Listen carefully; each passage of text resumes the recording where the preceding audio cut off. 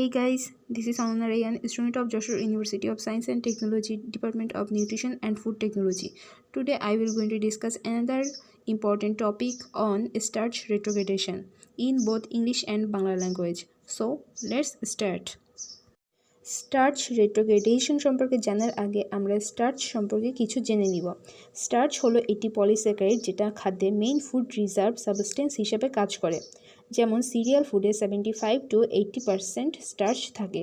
এটি মূলত ভিন্ন স্ট্রাকচারের দুইটি কম্পোনেন্ট দ্বারা তৈরি, সেগুলো হলো অ্যামাইলোজ এবং অ্যামাইলোপেকটিন। অ্যামাইলোজ হলো এটি লিনিয়ার চেইন কম্পাউন্ড যেখানে ম্যালটোজ এবং গ্লুকোজ ইউনিটগুলো রিপিটিংভাবে আলফা 1,4 গ্লাইকোসাইডিক লিঙ্কেজ দ্বারা সজ্জিত থাকে। অ্যামাইলোপেকটিন হলো ব্রাঞ্চ চেইন কম্পাউন্ড যা আলফা 1,4 এবং 1,6 গ্লাইকোসাইডিক লিঙ্কেজ দ্বারা সজ্জিত থাকে। ইন্ডিভিজুয়াল চেইনগুলো আলফা 1,4 গ্লাইকোসাইডিক লিঙ্কেজ এবং ব্রাঞ্চ চেইনগুলো আলফা 1,6 গ্লাইকোসাইডিক লিঙ্কেজ দ্বারা যুক্ত থাকে। Now, what is starch retrogradation? Retrogradation of starch is a reaction that takes place when the amylose and amylopectin chains are cooked, gelatinized, and realign themselves as the cooked starch cools. অর্থাৎ starch রেট্রোগ্রেডেশন হলো একটি reaction. এটি ঘটে যখন amylose এবং amylopectin চেইনগুলো cooked করা হয় এবং তারা জিলাটিনাইজড হয়ে নিজেদের মধ্যে রিয়ালাইন অর্থাৎ আবার সজ্জিত হয়ে যখন তারা ঠান্ডা হয় তখন এই স্টার্চ রেট্রোগ্রেডেশনটা ঘটে। How retrogradation occurs? যখন নেটিভ স্টার্চকে হিট দেওয়া হয় এবং পানিতে ডিজলভ করা হয় তখন অ্যামাইলোজ এবং অ্যামাইলোপেকটিন এর ক্রিস্টাল স্ট্রাকচার লস্ট হয় এবং তারা পানি শুষে নিয়ে একটি ভিসকোয়াস বা আঠালো সলিউশন তৈরি করে। যদি ভিসকোয়াস সলিউশনটাকে ঠান্ডা করা হয় বা অনেকক্ষণ লোয়ার টেম্পারেচারে রেখে দেওয়া হয় তাহলে অ্যামাইলোজ এর লিনিয়ার মলিকুল এবং অ্যামাইলোপেকটিনের লিনিয়ার অংশগুলো রেট্রোগ্রেড করে এবং নিজেদের মধ্যে আবার রিঅ্যারেঞ্জ করে আরও ক্রিস্টালাইন স্ট্রাকচার তৈরি করে। তো এখানে আমরা দেখতে পাচ্ছি অ্যামাইলোজ এবং অ্যামাইলোপেকটিনকে প্রথমে টেম্পারেচার এবং ওয়াটারের মাধ্যমে একটা জেল ফর্মেশন তৈরি করা হয়েছে যেটাকে বলা হয় জিলাটিনাইজেশন, এবং এটাকে ঠান্ডা করে কিছুক্ষণ রেখে দিলে এর স্ট্রাকচারগুলো আরও ক্রিস্টালাইন হবে যেটাকে বলা হচ্ছে রেট্রোগ্রেডেশন। অ্যামাইলোপেকটিন ক্রিস্টালাইজেশনের চেয়ে অ্যামাইলোজ ক্রিস্টালাইজেশন অনেক দ্রুত হয়। অ্যামাইলোপেকটিনের চেয়ে অ্যামাইলোজের ক্রিস্টাল মেল্টিং টেম্পারেচার অনেক বেশি, প্রায় 150 ডিগ্রি সেলসিয়াস, এবং অ্যামাইলোপেকটিনের ক্রিস্টাল মেল্টিং টেম্পারেচার 50 থেকে 60 ডিগ্রি সেলসিয়াস। যে তাপমাত্রায় স্টার্চ কুক করা হয় এবং সর্টিং করা হয় তা অ্যামাইলোজ ক্রিস্টালাইজেশনের জন্য সর্বোত্তম।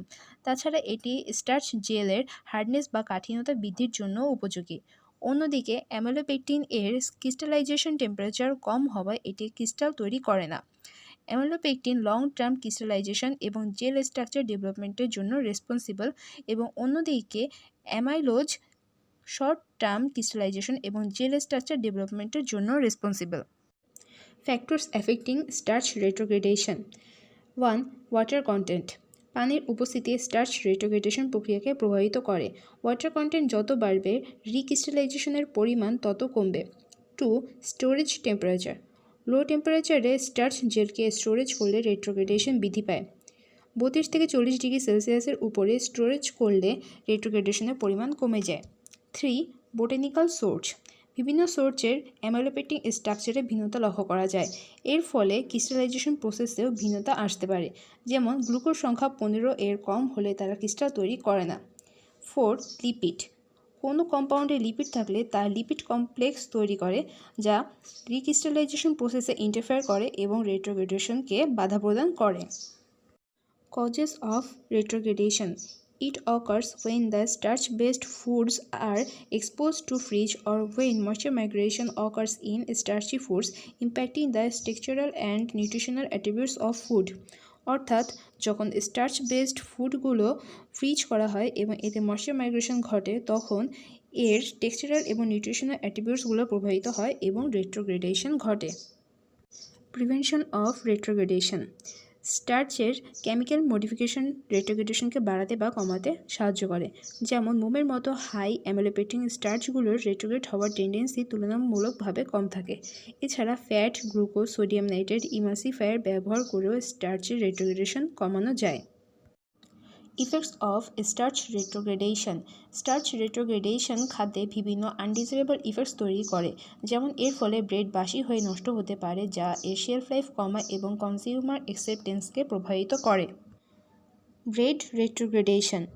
রেট্রোগ্রেডেশন এমন একটি ঘটনা যেখানে স্টার্চ রেট্রোগ্রেড হয়ে ঠান্ডা হয়ে আরও ক্রিস্টালাইন স্ট্রাকচার তৈরি করে। অন্য কথায়, এটি এমন একটি রিয়াকশন যা জিলেটিনাস স্টার্চে ঘটে, যেখানে অ্যামাইলোজ এবং অ্যামাইলোপেকটিন চেইনগুলো নিজেদের মধ্যে পুনরায় সূচিত হয় এবং এই প্রক্রিয়ার ব্রেড শক্ত হয়ে যাওয়ার জন্য দায়ী। সো এটাই ছিল স্টার্চ রেট্রোগ্রেডেশনের বেসিক কনসেপ্ট। তোমাদের যদি এই টপিক পড়াশোনায় একটু কাজে লেগে থাকে তাহলে লাইক করে কমেন্ট করতে ভুলবে না। Thank you.